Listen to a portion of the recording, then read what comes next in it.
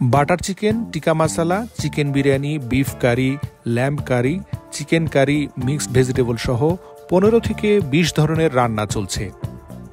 মজাদার এসব খাবার খেতে আসছেন হরেক রকমের মানুষ। হ্যাঁ, এটা ঢাকার কোনো শপিং মলের ফুড কোর্ট নয়। যুক্তরাষ্ট্রের ভার্জিনিয়ার টাইসন কর্নার সেন্টার শপিং মলের ফুড কোর্টের বাংলাদেশি জনপ্রিয় খাবারের দোকান।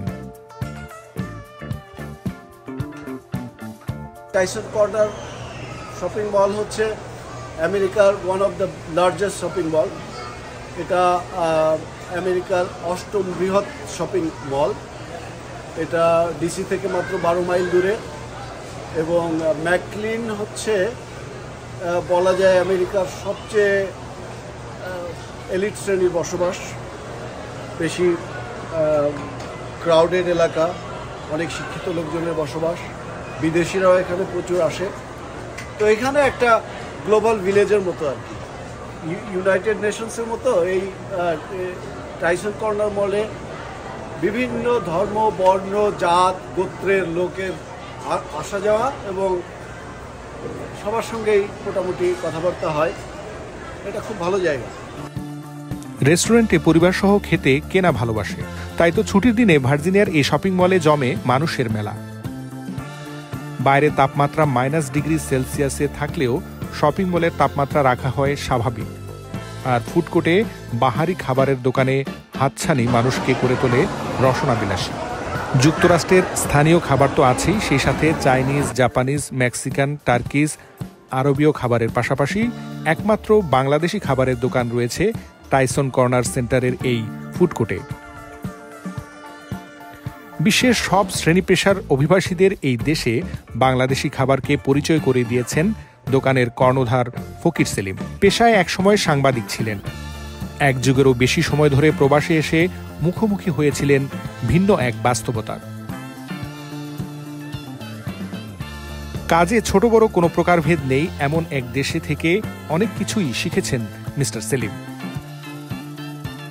বাটার চিকেন, টিক্কা মশালা, বিফ কারি, ল্যাম্ব কারি, বিরিয়ানি। টাইসন কর্নার মলে আমার যে স্টোর, এখানে রেস্টুরেন্ট, তো এখানে বাংলাদেশি খাবার বিক্রি করি আমেরিকানদের মাঝে। তো আমি শুধু এই খাবার বিক্রি করি না আর টাকা ইনকাম করি না, আমি তথ্যও বিক্রি করি আর কি। বাংলাদেশি খাবার সম্পর্কে বলি মানুষদেরকে, বিরিয়ানি কি জানাই, তারপরে আমাদের সবজি, ডাল।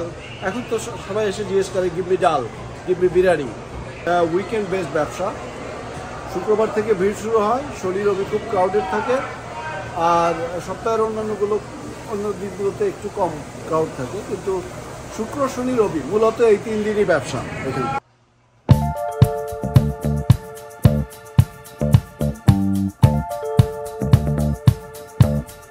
ভালো লাগবে তখনই যখন দেখবেন বিভিন্ন দেশের নানান বয়স শ্রেণীপেশার মানুষ বাংলাদেশি খাবারের খোঁজ করছেন, আর এর সফলতার পেছনের কারিগর মিস্টার সেলিম। দোকানের ওয়েবসাইট আছে, ফেসবুক পেজ আছে, অন্যান্য সোশ্যাল পেজ আছে, তার মাধ্যমেও দেখে। তো সাংবাদিকতা কোনো না কোনোভাবেই হচ্ছে, আর না হলেই বা কি আসা যায়। আমি তো সাংবাদিকতা করি না, বললামই যে 32 বছর পরে যখন জানলাম যে আমি সাংবাদিকতা শিখি নাই, তখন ছেড়ে দিলাম। এখন এই বাটার চিকেন বা ভাত রান্না করি, খারাপ কি? আমেরিকার বিভিন্ন স্টেটে এরকম অসংখ্য বাংলাদেশি দেশের মান উচ্চে তুলে ধরছেন। শুধু অর্থ আয় নয়, এখানে মানুষের তৃপ্তির মাঝেই সফলতা দেখতে পান তারা। শুধু হোটেল ব্যবসায়ী নয়, যুক্তরাষ্ট্রের সরকারি কাজের পাশাপাশি computer engineering, software, mobile, automobile, grocery shop সহ প্রায় সব ধরনের ব্যবসায় সফল হয়ে উঠছে বাংলাদেশিরা। আগামীতে বিশ্বের সকল উন্নত দেশে প্রবাসীরা দেশের মান উন্নত করবে এমন প্রত্যাশার কথা জানান মিস্টার সেলিম। অভিজ্ঞতার খাতিরে বলতে পারি যে আমেরিকাতে যে কোনো জায়গায়, যে কোনো কাজ, যে কোনো মানুষ যখন ইচ্ছা করতে পারে।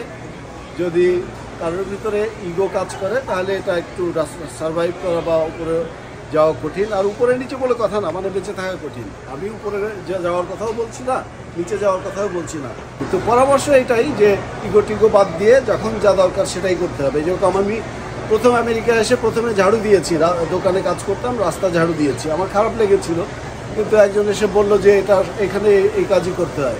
যে লোকটা এসে বললো সে ছিল একজন ডেন্টিস্ট, বললো এটা আমার দোকান, আমি প্রথম দিন এসে এই ঝাড়ুর কাজই করি। তো তখন থেকে আমার সব ইগো ভেঙে গেল। এখন আমি নিজেও করি, আমার সঙ্গে যারা কাজ করেন তারাও সবাই করেন। Mohammad Shamim, MCTV US, Virginia.